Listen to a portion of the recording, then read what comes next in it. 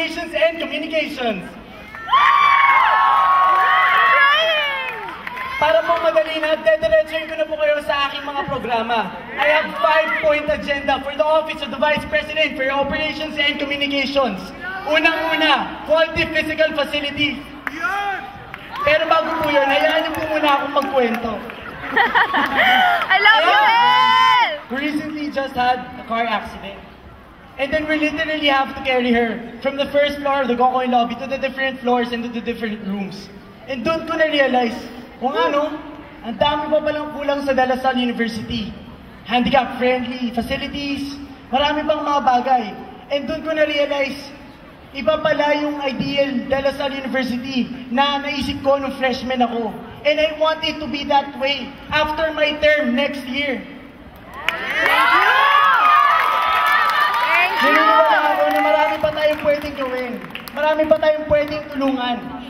For my second agenda, efficient student services.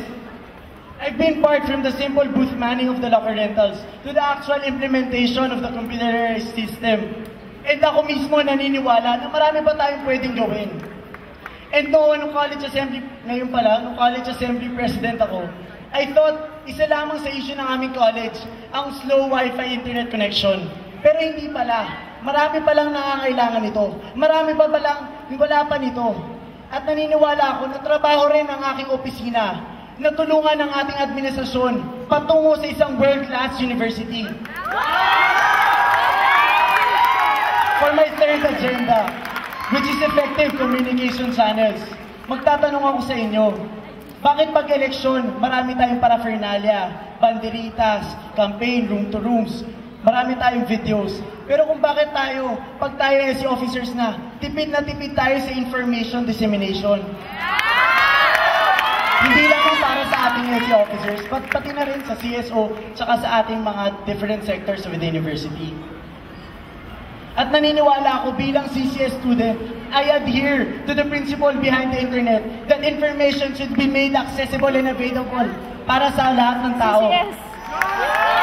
CCS! Naniniwala ako that I can contribute and utilize my skills as a CCS student to inform students and not just simply widely dissemination of information, but an educational information dissemination.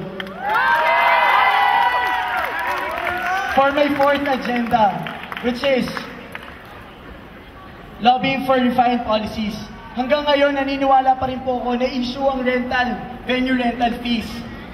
The activities, the quality programs should not be hampered just because of these policies.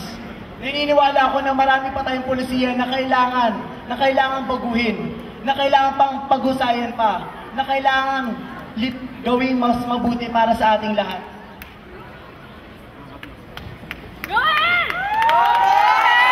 At para sa aking ikalamang at huling agenda, stronger external linkages.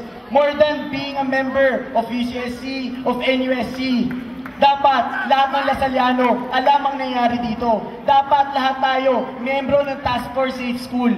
Dapat alam natin na hindi lamang kundi ang mga modus operandi, pati kung ano nangyari sa labas. I believe that it is my duty to advocate safe school. I believe that we should safeguard our students, not just inside the university, but outside as well.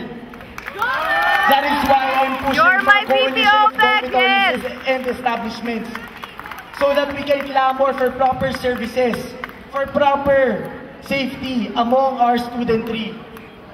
Naniniwala ako na kailangan pa nating higitan pa kung anong meron na. Ilan lamang po ito sa mga programa na nakailan sa inyo na mababasa nyo sa inyong specific plans of action. At sisiguraduhin ko po na pag ako po ang inyong Vice President for Operations and Communications next term, tingin po tayo sa ating kanan. Kita nyo po ba yung brown corkboard na yon? Sisiguraduhin ko po na next year, meron pong laman yon. Thank you!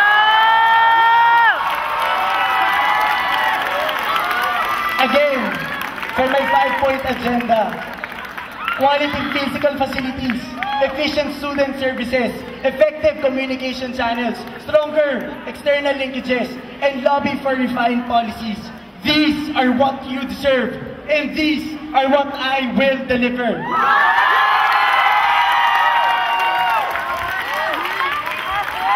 My name is Hel Bautista. And more than just your College Assembly President from CCS, I am your CCS College Assembly President who is ready to be your De La Salle University Vice President for Operations and Communications.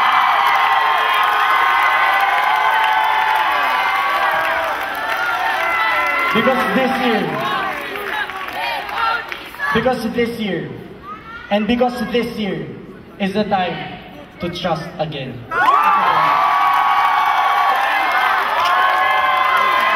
One vote for a genuine Lasallian leadership.